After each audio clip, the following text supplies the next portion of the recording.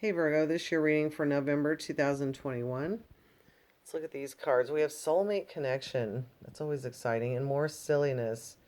You know, Virgos are very serious and like to appear very mature to the public's eye. And a lot of Virgos do have an inner silliness about them, so maybe you need to let that show, see what happens. And this card right here represents like a connection to God, a direct connection to God. Your your spiritual consciousness is opening up. There's going to be a higher level of consciousness, spiritual consciousness. Okay, so there's a bunch of other cards laid out here. I'll just kind of tell you a little bit of everything here that I see. Different stories. A lot of swords came out. There's something here that it's like you're waiting for. You've been waiting a long time, pushing and pushing through something and trying to get there, and you will finally, maybe in November, it'll finally come to you. So just be patient. There's a message here just to be patient. Keep doing it. Don't give up because your reward will come. There could have been a person here. I don't know if this is your partner, you, someone else, but it's like there's someone here that may have invested in something a long time ago and it didn't work out the way they thought or didn't come to fruition the way they thought it would. And there's sadness over that. I don't know if it has to actually do with some investing, like, stocks and bonds or what. But yeah, something didn't happen there with that. Um, Man, there's a lot of swords here. And hmm, there's also a story of someone here. I don't know if it's the Virgo, maybe for some cross watchers for Virgo.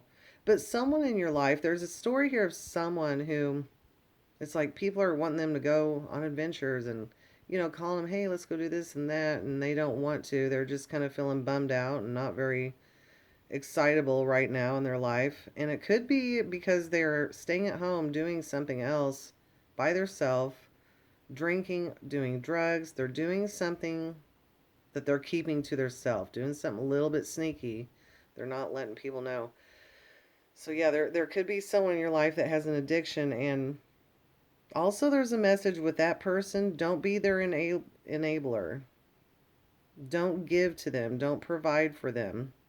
This is someone you've known for a really long time. It could be anyone. Yeah, don't be an enabler. So, yeah, it just looks kind of sad there with that, whoever that is. They don't want to do anything. They don't want to take anyone up on their offer. There's also someone, it could be the same person, I don't know. There's also someone here that's like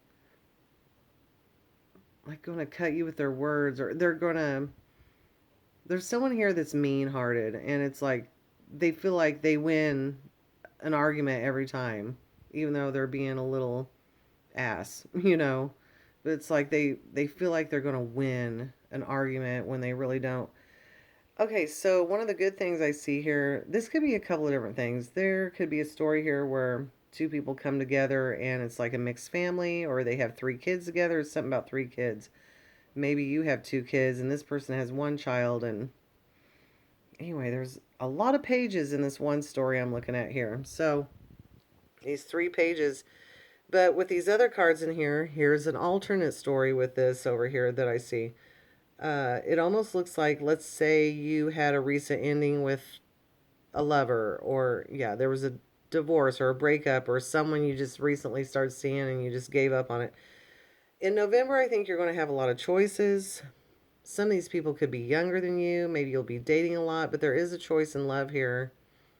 Yeah, the Lover's card came out in that mix, and looks like you have a big variety. Big variety of people to choose from. But the way all those cards laid out, it could be two totally different stories. You know, another reader could come in here and be like, oh no, I see this and this and that in that card layout, you know.